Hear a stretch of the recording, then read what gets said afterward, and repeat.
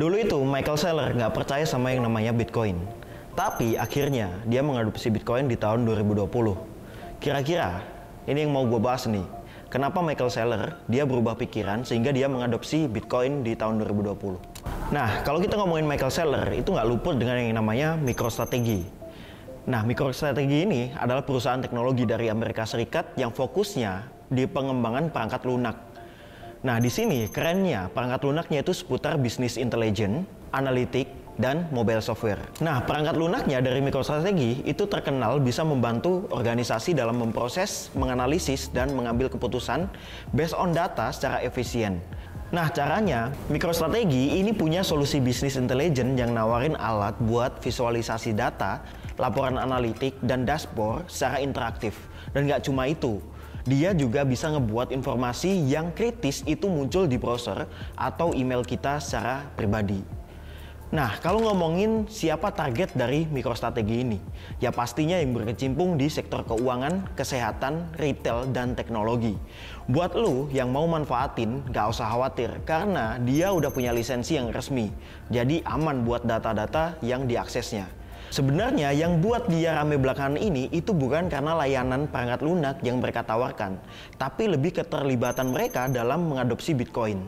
Nah, semua ini itu dimulai dari tahun 2020 di mana Michael Saylor, CEO MicroStrategy, pas itu memutuskan buat mengadopsi strategi penyimpanan atau kekayaan berbasis teknologi blockchain atau terlebih nyimpannya dia itu fokus di Bitcoin.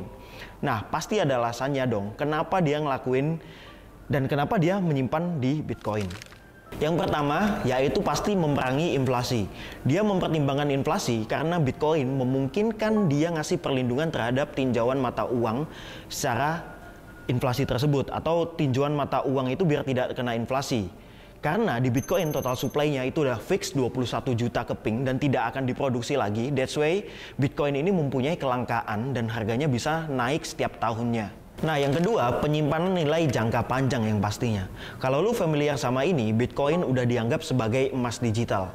Karena apa? Banyak banget negara-negara yang udah mengadopsi Bitcoin juga. Jadi nggak cuma MicroStrategy sebagai perusahaan yang mengadopsi Bitcoin. Tapi, contohnya kayak El Salvador, negara tersebut udah mengadopsi Bitcoin untuk menyimpan, bahkan untuk transaksi negaranya itu menggunakan Bitcoin. Kita beli bakso, beli makan mie ayam dan sebagainya itu udah pakai Bitcoin di sana. Jadi kalau kita ngomongin Bitcoin itu udah jadi kayak alat pembayaran kalau kita ngomongin di El Salvador. That's why udah banyak yang menganggap Bitcoin ini sebagai emas digital. Nah, yang ketiga, manfaat spekulasi. Ini basically dia berharap kalau Bitcoin bakalan terus menguat seiring meningkatnya adopsi global. Setelah buat keputusan yang sangat kontroversial itu, MicroStrategy udah beli lebih dari 158.000 Bitcoin per November 2024 ini. Jadi, mereka perusahaan yang memiliki kepemilikan Bitcoin terbesar di dunia. Ya, walaupun pendapatan utama MicroStrategy adalah penjualan perangkat lunaknya dia, ya fluktuasi harga Bitcoin juga berpengaruh ke laporan keuangannya. Karena aset digital ini dicatat sebagai intangible asset atau gampangnya aset non-fisik sebuah perusahaan tersebut. Seiring berkembangnya waktu, MicroStrategy mulai mengadopsi teknologi blockchain. Kalau lu nggak tahu blockchain, gue udah pernah bahas di video ini, jadi lu bisa tonton aja videonya di sini. Aset Bitcoin udah berlimpah. Nah, ini biasanya orang-orang itu bisa digunakan pembisnis ini buat alat transaksi atau sekedar investasi. Tapi ada juga tantangan yang harus dihadapin sama MicroStrategy kalau masalah Bitcoin. Kalau harganya itu fluktuatif, jadi menciptakan rasa kayak digantung sebagai investor atau pemegang sahamnya MicroStrategy ini. Jadi keputusan itu terlalu bergantung ke Bitcoin. Nah, itu bisa jadiin orang-orang yang memegang sahamnya MicroStrategy itu menjadi skeptis. Gak cuma itu, kompetitor dari MicroStrategy juga makin banyak. Jadi mau nggak mau mereka harus memperkuat perusahaan mereka sendiri. Dan perlu diketahui juga, sebelum MicroStrategy mengadopsi Bitcoin, market cap atau valuasinya itu sekitar 1,2 miliar US dollar. Dan jelas ini bergantung sebagian besar terhadap fokus utamanya, yaitu perangkat lunak bisnis intelligence. Nah, setelah adanya dia mengadopsi Bitcoin, valuasinya naik gila-gilaan. Di tahun 2024, kapitalisasi pasar MicroStrategy melonjak sampai 5 miliar US dollar di tahun 2024 ini. Harga saham perusahaan juga ngeroket, yaitu lebih dari 674%. Terutama ini berkat lonjakan dari harga Bitcoin dan nilai kepemilikan Bitcoin MicroStrategy yang mencapai lebih dari 15 miliar US dollar. Nah, ini semua ngebuat perusahaan yang awalnya skeptis dengan kripto sekarang mendapatkan keuntungan yang besar dan dapat valuasi yang meroket gila-gilaan berasal dari mengadopsi Bitcoin. Itu ide yang sangat brilian sih kalau menurut gua, Michael Saylor ini. Nah, pengaruhnya bener-bener kerasa dan bahkan sekarang jadi salah satu perusahaan pemegang Bitcoin corporate terbesar di dunia.